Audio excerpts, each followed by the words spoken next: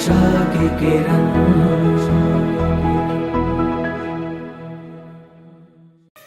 પરમાત્માને તો આપણે જરૂર પામવું છે, અને પરમાત્માને પામવા માટે જ આપણે બધા જ આ ધરતી પર માણસ બનીને આવ્યા છીએ.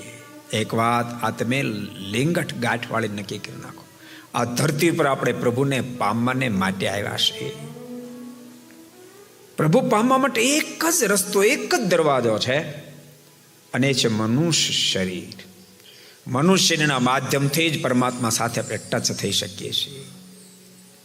કારણ કે માણસ જ પ્રભુને પ્રાર્થના કરી શકે, માણસ જ માળા ધ્યાન ભજન કરી શકે, મનુષ્યોમાં જ પરમાત્મા રાજી થયો આપણે કાર્ય કરી શકીએ અને અંતે પ્રભુને પામી શકીએ. अगर ये वीडियो आपको पसंद आया हो तो लाइक करें और शेयर करना मत भूलिए. सब्सक्राइब करें सरदार कथा चैनल को और बेल आइकॉन पर क्लिक करना मत भूलिए लेटेस्ट वीडियो सबसे पहले पाने के लिए.